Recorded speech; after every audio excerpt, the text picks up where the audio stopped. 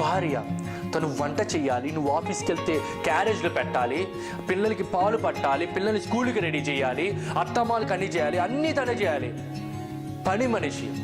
అదే పని ఎక్కడైనా వేరే చోట చేస్తే నెలకి లక్షలు సంపాదిస్తారు.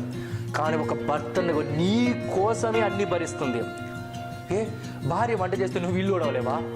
దేవుడు అందరు సగం అంటే దేంట్లో? మనమేమనుకుంటా అంటే మన తెచ్చే జీవితంలో సగం ఇస్తే చాలు. అది కాదు. సగం అంటే ప్రతి విషయంలో, బాధల్లో సగం, ఆనందంలో సగం, కష్టాల్లో సగం, సుఖాల్లో సగం.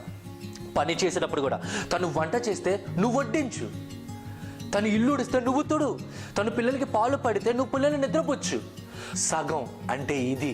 అంతేగాని అన్నీ తన మీద ఏ బాకండి. సో భార్యలు భర్తలు ఇద్దరు సమానం. నేను ఇద్దరికి చెప్తున్నాను, ఆడవాళ్ళని హైలైట్ చేయట్లేదు, ఆడవాళ్ళు మగవాళ్ళు. ఎందుకంటే మనం ఎక్కువ ఇదే చూస్తాం, మగవాళ్ళని హైలైట్ చేస్తాం. సో అది బైబిల్ ప్రకారం 100% తప్పది. ఆడవాళ్ళు కూడా అన్ని రంగాల్లో ఉన్నారు.